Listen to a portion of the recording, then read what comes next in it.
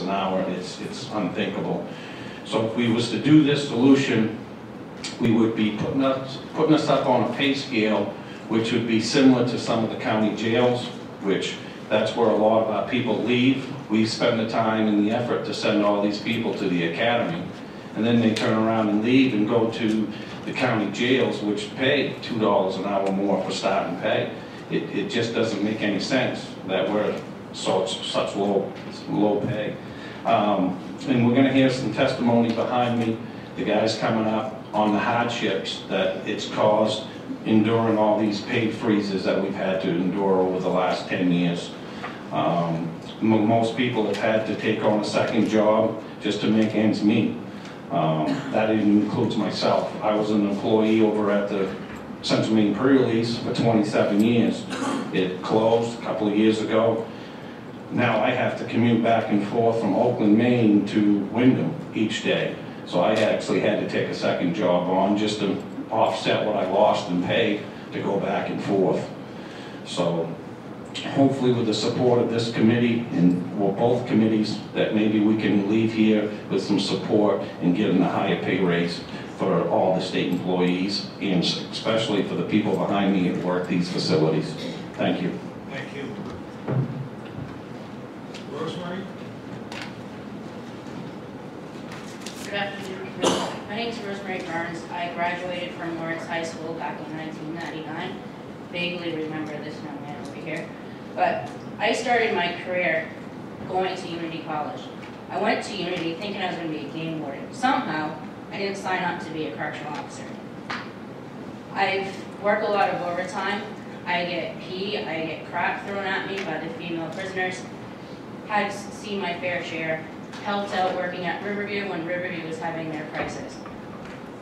Now, I see stuff happening where we're collapsing post. We can't keep officers equally as well as MSP. Now we're being told, oh, we can go work overtime there, but we're just as short at Windham as MSP is. We're collapsing post, but yet we can create towers, or collapse towers rather, which I don't see how that's gonna solve the staffing deficit. We can't, our health insurance has changed. I thought as a little girl that, oh, if I go work in the state of Maine, there's gonna be health insurance. Well, that's not much better. The amount of pay you guys are paying me, I might as well just qualify for Maine Care, sad to say. Haven't had many too much pay raises. I barely can even afford to pay my college loan off, which is sad. Put myself through college. My parents didn't really help me because they didn't have a pot to pee in. So therefore, I had to do it. We basically, if you want us to keep on doing what we want to do and show up every day on time, in order to keep qualified COs there, you're going to need your guys' help. Thank you. Thank you. Kevin?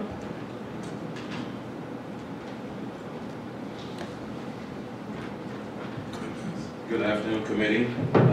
My name is Kevin Claxton, and I came to Maine in 1999. Went to school at St. Joseph's College. I graduated from St. Joseph's College and decided to start my career being a teacher's aide, which didn't pay too much money. I decided to go and work for the state. Started off at the Maine Youth Center in South Portland, and then I transferred to the Maine Correctional Center in Windham. I'm not going to waste too much of you guys' time. There's going to be a lot of people behind me that have testimony about what goes on in the facilities. A lot of the stuff that goes on in the facilities, we get called names, we get stuff thrown at us. It's a very difficult situation. Throughout the years, we've gone through a number of pay freezes where we weren't able to get any extra money. I've almost lost my house a few times. Almost lost my family a few times based on the stress that goes on working in these facilities. I've been with the state for 15 years, and out of that 15 years, I think I went probably 7 years without a raise. If I stay in this occupation, I will have to work 30 years in order to be able to retire. And in that 30 years, I foresee maybe 3 more raises, and then I'll have to go another 17 years without any kind of raises. I think that's difficult for anyone to have to endure, and I hope with some of the testimony that you guys will hear today, maybe we'll be able to get a raise where we could help get people into these facilities, more qualified people, and also retain some of the staff who've been there for and made this a career. Thank you. Thank you. Heath?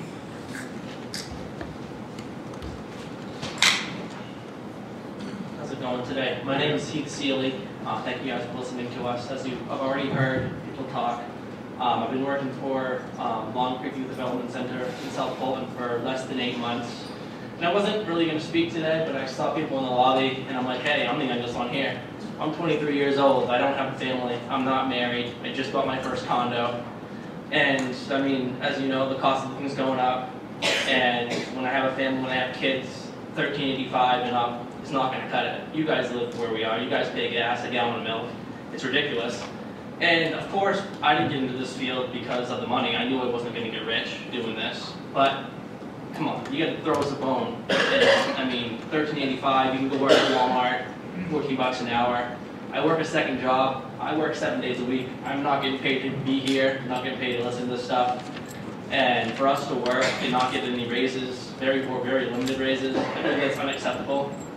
We're protecting, I mean, I work with the juveniles, and sooner or later those are going to become adult offenders if we don't have consistent staff in our facilities. And if you want to see more crime happen, pay us crap, excuse my language, pay us that, and you're going to get people that don't know what they're doing. I have a 2-year degree, and I paid for my two-year degree. I grew up in poverty, and now I'm making $13.85, which you can do the math. And I work a second job. I work security at a local hospital, and I make more than I make for the state. I mean, growing up in the state, my parents were like, oh, work for the state, great benefits, great retirement. Yes, good retirement, decent benefits, but where's the pay? I make $16 an hour, $17 an hour doing security at a hospital, which, you know, if you guys want to pay us like that, we're going to leave. People are going to leave, and good workers aren't going to work here anymore. Do you guys have any questions? Thank you. Yeah. Jim? Sure, and I'm going to wait till the end, allow these folks to get done. Someone have to go to work, and I'll back things up at the end. Circle back. Clinton? I'd like to thank you folks for the opportunity to speak. A lot of these folks, you're going to hear the same story. I'm Clinton Lanfair, I'm sergeant at the Boulder Correctional Facility. I'm a veteran of next month, 21 years. And I want to talk to you today about dedication. We all have endured what you've already heard from the pay freezes. We had an 8-year step plan that I know there was a friend of mine that's about 12, 14 years before he reached that 8th step. So we haven't always been treated what we felt as fair. Now you have people that are working down there, and I'm not talking about myself, but endure the bad weather of this year. They risk getting in there so that they can provide a vital function. These are hard-working, dedicated people, folks. They're not some slob. Now, when I started 21 years ago, it was tough getting through. You had to sit before a panel of 2 sergeants, a captain, asking you questions. They didn't take just anybody. Today, you can chew gum and walk, you're in. and you can leave the gum out. It really is awful. There really is. We have people coming in, and I don't blame them. They come in, they start to go into the job, they get put in a pod of 60 people, 60 inmates, some of the most vile people that you'll ever want to see. Not all of them, but some of them. And they're left there for 12 and a half hours with only them and the inmates. Who are they going to relate to? There's sometimes they're lucky if they get a chill break. They don't get a break. Go out and get a cup of coffee? Not very often. They're lucky if they get their meal. My officers at the Board of Correctional Facility, they'll go get their meal and take it back to their station. I've got 6 officers on day shift. On day shift, when everything is happening for 215 inmates. My security cameras are nil. And I've got so many acres down there, it's unbelievable. 5 years ago, I asked for 2 cameras for my visit room. Commissioner Pond sent it back down, make it happen. I'm still waiting. Last month, I think we had like 15 people that tested positive for Suboxone. The drugs are coming in. I've got no way of stopping them. We try our best, and the dedication of some of these people changing their shift so that it doesn't cost any overtime, doing things on their days off. I went in there today to review a memo that's coming out. My day off. And I'm here then. And I'm telling you, these people are hurting. They're sick and tired of telling their wives and their kids, I can't afford it. Thank you. Michael Ford.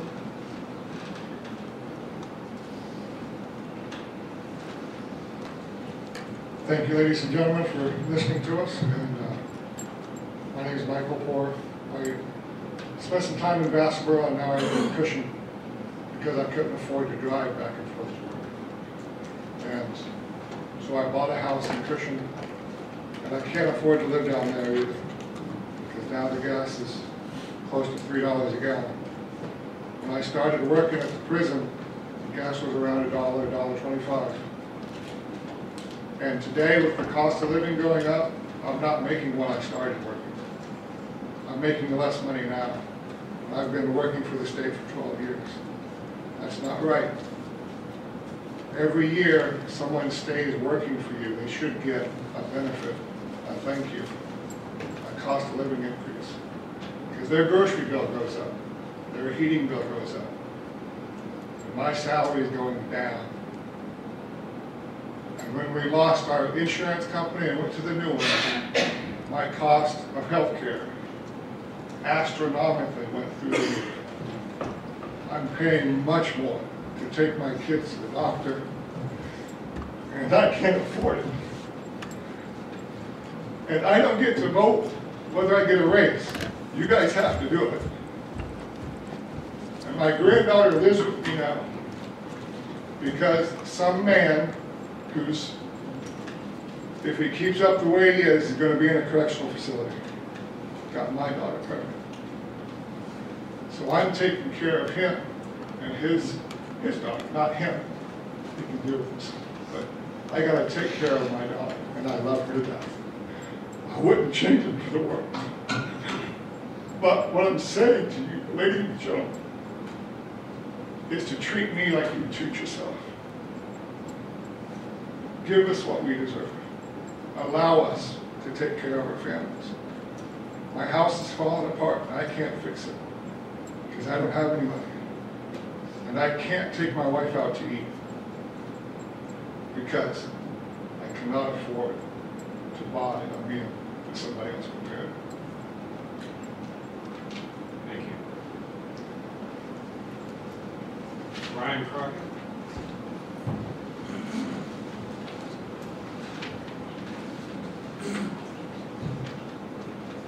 Thank you for letting us speak today, committee members. My name is Brian Crockett. I've worked for the department for 25 years. I left the U.S. military thinking that being a civil worker was going to be similar. The pay was pretty good. There were good health benefits. It was a good way to raise a family. But over the years, the raises kind of stopped. The workload gets piled on, and I'm in the same boat as the rest of these guys. I got no shutters falling off my house. I can't afford to buy them.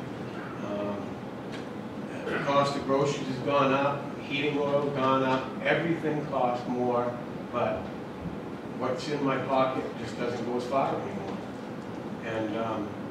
And I have to say no to my children too. And what I'll say about recruitment is, in the last class, I was joking with my coworkers earlier about the fact that we hired 8 corrections officers and they trained them, and before they even really worked the post, they're still on this welcome to the Maine Correctional Center screen, and one of them walks by me with a garbage bag with his name on it and throws his uniform down in front of control and says, "It's not for me, you don't pay me enough to do this." I've had my nose broken, I've had fecal matter thrown on me, I've had my wife threatened, my children's lives threatened. It's not the job that you would ever want to work, and it's not the kind of people that you'd want to spend time around. You take that stuff home with you, and it never goes away. It's a terrible world out there, and I think it's time that we all had a raise. And you're not going to keep people retention if you don't raise what you're paying us, because people are just walking out the door. You know, if I'd have known that I could work at Walmart for $1 less and not have to take my shoes off when I walked in the house that some inmates poop that I had to walk through to clean it up during the day, I don't have to have my kids crawling across the carpet. Okay, that's the stuff I've had to deal with, you know, and it's basically the same as you're going to hear. Thank you very much. I appreciate it. Thank you. Dave Snow.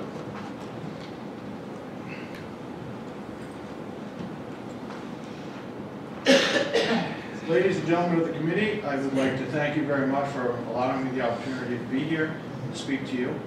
I just would like to tell you how much of a fair job that the commissioner has done and Ms. Breton have done since I've taken over from Hahn. But quite honestly, I listened to his proposed budget and I didn't hear anything for increases for staff. Right now, they're looking at a lot of security increases for the Maine State Prison. My name is David Snow. I've worked at the Maine State Prison for 13 years as a correctional officer. We started replacing some cameras and a lot of security stuff where we used to have staffing numbers. We're about 49 positions down. I've seen everything from suicides to homicides, responded to all kinds of situations. And the only thing I'd really like to ask you for is a plan of action, a commitment that says, you know, we understand the economy is changing, we understand cost of living's gone up, we understand that, and a world that's moving forward with technology, making some of that happen for us as workers, you know, keeping our step increases, maybe boosting some of our wages, it would, and our benefit package, that would be really great overall, because, you know, projected costs for the future aren't going down. I don't see it, hasn't since I started. So just a plan of action. We've done that with the prisoners, with their education, with their packages. We've increased, you know, a lot of activities that they do, which is great. Hopefully it gets them where they need to be, active members of society. But now let's take the step and start investing in our staff. My money stays here in Maine. I spend it in all your communities. I spend it in my community. I travel from Newport down to Warren every day. So, you know, I spend my money here in Maine. You know, I'd like to make a little bit more. If you've at least the commitment from the state saying, you know, we recognize your years of service, you know, you shouldn't be making $1 more than we got just started. So, thank you very much for your time. Wow, hold on a second. Hold on. Sorry. Thank you, Mr. Chair. Mr. Snow, thank you and others for being with us today. Absolutely. Did I understand you correctly to say that there are 49 positions now? Yes, ma'am. That's my understanding. There's 49 positions now in Maine State Prison. Thank you very much. Absolutely. Thank you. Now, I got everybody with the exception of Jim. Anybody else? We're good? Sure. Okay. Good afternoon, Senator Hamper, Representative Rotundo, Senator Representative Bob. My name is Jim Mackey. I'm a representative of South Portland, and I am staff representative for these folks you see behind me and many more. I've been here before talking to you about corrections and the budgets. I think there's no argument. DOC's been in front of you. We are in a crisis mode. We are not retaining. We are not attracting anybody else. I called the prison yesterday to try and get a head count. I know I was coming here MSP to have an accurate head count on how short we were up there. And I said, well, I heard it was 44, and so we missed the ones they put today. That's not a rare thing anymore at any of our facilities. I know we're concentrating a bit on MSP, but when you look at the collapsed positions at MCC, which means there's nobody in the tower.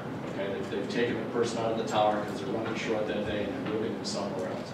Well, there's nobody out on the rover position out around the facility because they're running short that day and they've collapsed that position and brought it in.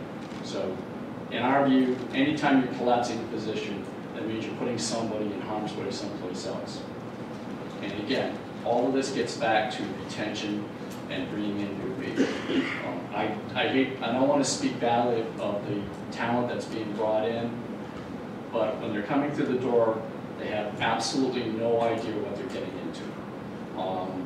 Recently, just prior to his leaving us, Commissioner Pont was questioned at Criminal Justice by Representative Dion and kept asking, you know, what's the retention? What's the retention? And he avoided the question. And finally, he answered it by saying that during the last year he was there, he put 100 people through the Maine Criminal Justice Academy. So if you take the bill per person, which is thousands, and multiply it by the 100, and then go look and see how many of the 100 are still here, I think you would be absolutely horrified to see the money that you're just throwing out the door right now, out the window right now with these folks. We need to do a better job of who we're bringing in, but in order to do that, we're going to have to do something with the pay. There's no two ways about it. Any of you who visit the facilities at 13, 15, 14 bucks an hour, you're not going to be stuck in a pod with 65 to 85 inmates all night long, wondering if something goes wrong, if they've collapsed the position, if somebody's going to come to your aid and your defense, and that's when seconds turn into hours. We had just recently an inmate slashed the throat of another inmate up at MSP, I mean, like 2 inches deep on this inmate. Now, somebody has got to go and deal with that. And I can assure you, once you've seen something like that, it will never leave you. We have members now who are still out who have been witness to other murders by inmates in the facility. So to think you're going to go in there 14-something an hour and you're going to do that, you're going to walk out, it's just unreal. Will Towers mentioned to you, and it's something we've been discussing how we deal with it. We will bring it to you. We're revising the pay structure now of dropping off the bottom 3, moving the scale down, and adding 3 higher steps to it. That will aid in the Commission's ability to attract new people, but also will aid in keeping some senior people there, because they're as important as everybody else. They train the new people who come in. They're the rocks. They're the ones that have been around forever. They know how to advise the new folks what to watch out for. But we have had a drain on that equivalent to what you can't bring. So we have to deal with it at both ends. We'll have that ready for you. We'll have it ready for a workshop. It was done once before. It was 2007, where the bottom step of the scale was dropped off and the scale was split down and a 5% higher rate was put on. So it's not anything new. It's been done, but I'm afraid if we don't do it, that we're going to be past tipping point. We already have passed the tipping point. And I can't add to what any of these folks said. For any of you who are new to this, go to the PBS website, pull up the Frontline show that was done from MSP, and get a look at what these people go through. Don't, you know, I mean, I'm serious, take a look at it, because when you see the cut-ups, and you see the fecal matter, and you see everything else, you'll think $200 an hour isn't enough to be there. So with that, I can answer your questions. Again, we will prepare the spreadsheets for you on what we're asking for as far as the pay scales are concerned. Representative Jorgensen. Thank you very much. You mentioned that there was if we looked at the list of people who had gone through the Criminal Justice Academy then a year ago, and then compared to the number of people we've retained, you said we'd be shocked. Do you know that number, or is... No, because we've been asking for an updated number from that, and I know the commissioner's been working to get that first. We're working right now, so we have a spreadsheet from 2013 that was presented to us back in negotiations, and we have the same spreadsheet from 2015. And we've kind of boiled that down by classification as to how many people are still there and what the average hourly rate is. And in some of those classifications, the average hourly rate has actually gone backwards to a negative due to the amount of senior people. That's the only way you can skew those numbers, is that when you're losing the higher paid people, then you're going to lose the average hourly rate. And I would say probably 3 of them have gone, which is substantial. One was JPWs, which are the juvenile program workers in our juvenile facilities, and I think the corrections officers went up by 11 cents in 2 years from that part. I also would point out to you, and the commissioner can kick me with it if he wants it, but it's reported to us by management at Long Creek that 50% of our staff down there has 1 year less of seniority in that juvenile facility. That 1 year or less? 1 year or less seniority. If I might. So do you have a sense of the people who are leaving? Are they more apt to be senior, or are they more apt to be people who just came in and said, can't believe what I'm seeing here, this isn't what I signed up for, I'm going to leave? Or is it across the board? Well, I would say the majority of it are the new folks, because they're not really getting a sense. I went to Criminal Justice Academy, I can't remember who was with me, somebody went with me, and I got in trouble because they said I scared the hell out of the new recruits when I explained to them what they were going to be confronted. So yeah, it probably is majority, but you're now finding the mid-level senior people, and some of the senior people who have just said, I'm out of here, no more, and they have walked, and we're talking people 25, 27 years who have just packed it in. And you have that sort of brain drain, you know, the people who really know the system, the one that can go to the new person and say, don't give that inmate any extra food, because the day you don't give it to him, he's going to turn on you and you're going to be under investigation. So they don't have that leadership anymore inside of the facility. And again, you know, if you're right off the street with a few weeks of training and you're shoved into a pod with 80 inmates, they're going to become your friends because there's nobody else there to be your friend. Thank you very much. Thank you very much. And Mr. Chairman, I'm sorry. Representative Graham. I just want, Mr. Nappy, could you tell me what the minimum requirements are for starting as a corrections officer, and how long will you work before you get the opportunity to attend the Criminal Justice Academy? Well, some of the training was originally was taken out of facilities and taken to the criminal justice, so you're doing your time up there. They've moved some of it back into the facilities now, which we felt was probably better as long as we were getting the folks inside while they're not in class. We got them inside to do perhaps the OJT, maybe get a better sense of what they were going to be confronted with instead of coming from the academy and being thrown inside. I will get you the job class requirements for a new employee and have them delivered to you so you can see what they are. And again, I don't fault the administration.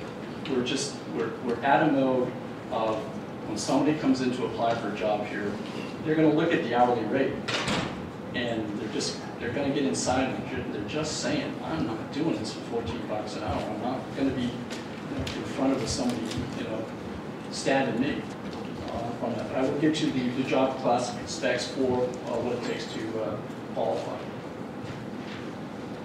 Seeing no others, thank you. Mr. Chairman, I want to thank you also for moving that so the folks could speak. Some of them do have to go back and work their shifts tonight, so I do appreciate both committees giving them their time.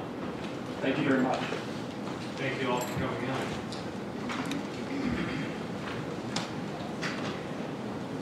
Give them a minute to yeah. Hang on. I will say, even if you didn't all testify, we did notice all the t-shirts. Thank you all for being here. It wasn't even St. Patrick's Day.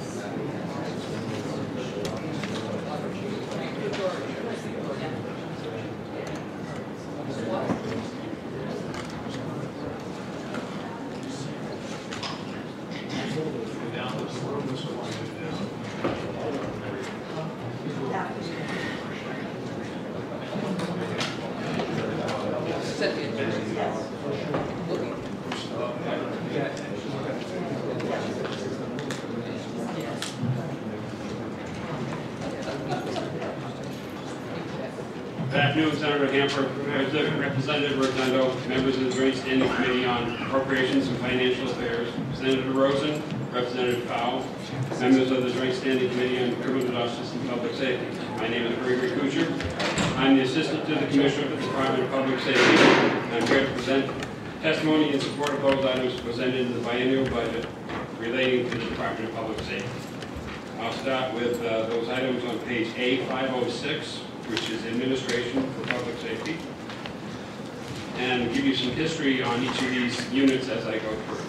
The Department of Public Safety was established to serve the people by providing, coordinating, and leading a responsive and comprehensive public safety system to protect their lives, rights, and properties.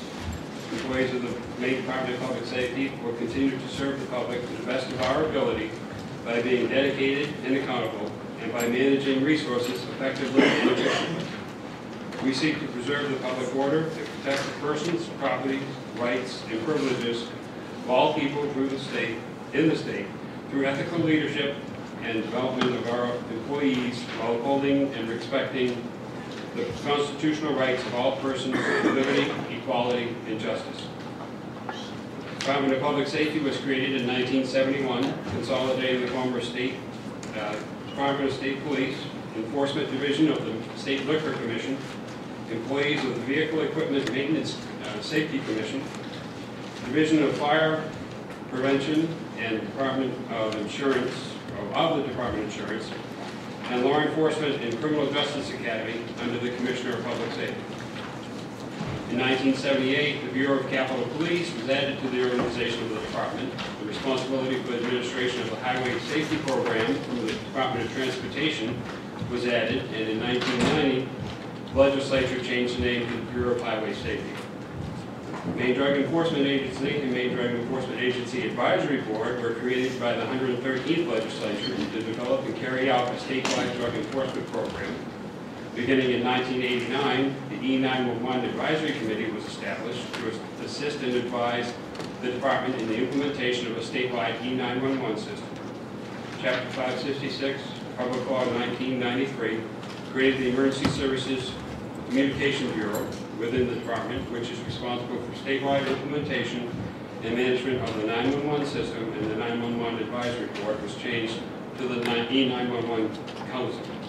In 2004, the Emergency Services Communications Bureau was transferred to the Maine Public Utilities Commission by the Legislature, Chapter 588, Public Law 1991.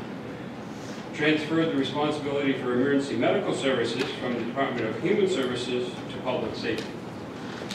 In 1993, the 116th Legislature created the Missing Children Information Clearinghouse, requiring the department to collect and disseminate complete information related to missing children.